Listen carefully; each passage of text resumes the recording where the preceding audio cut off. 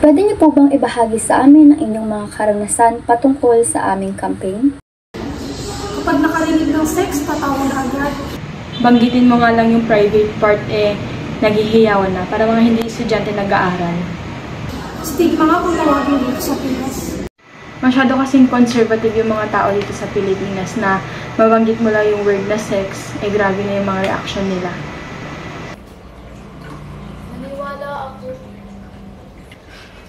Nagtiwala ako. Hindi ko alam na ganito lang pala kadadatnan ko. Nagalit.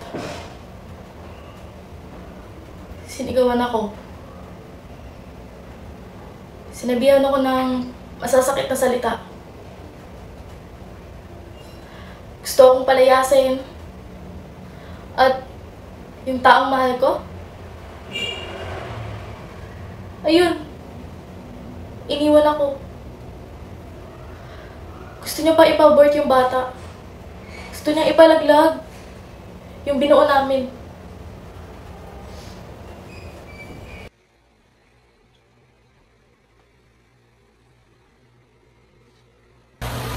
Nung umamin sa akin ng anak ko na nabuntis siya, naglumo ako. Di ko akalain na sa edad na 17, mabubuntis siya. Siyempre nagalit ako. Pero grabe yung iyak ko na sa sitwasyon ng aking anak. Di ko akalain na kukunin niya ang kanyang buhay dahil sa problemang iyon.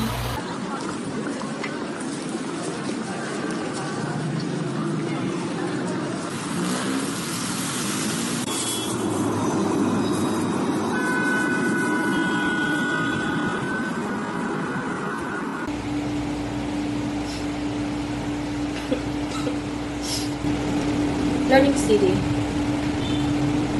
I was shocked. I've been having symptoms, but I didn't know this that it's already sleeping. But I know to myself that something wasn't right. And I didn't think immediately that it's already a sleeping. I guess others still that stigma, you know. Natatakot ako. Takot ako kung ano yung epekto ng health ko, yung relasyon ko, at yung mga taong nakakapaligid sa akin. Ano yung isipin sa akin na ganito ako.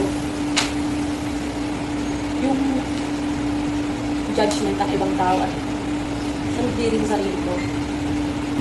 Takot ka makipag-usap tungkol sa sex, health, self-education, na hindi naman dapat na katakutan. Isa akong guro na dapat ako ang nagtuturo sa mga kabataan. Isa ang sex education sa dapat na ituro at napailuwanag ko.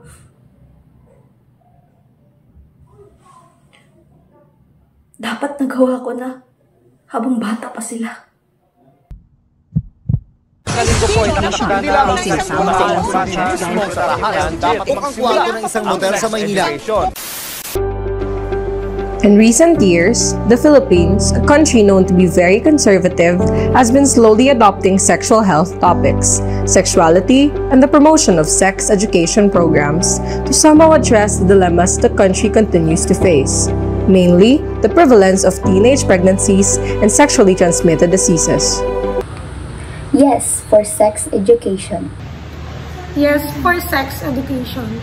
Because sex education equips individuals with the knowledge, respect needed for healthy relationship, consent, and safe sex practices. Yes! For sex education. Learn the facts. Protektahan ang kinabukasan. Yes to sex education. Proper knowledge helps young people make better decisions, be responsible, stay informed, and safe.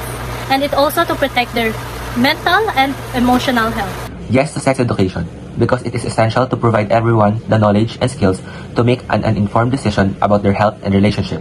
It is also to promote proper behaviors to avoid negative outcomes and for a healthier society. A voice for change.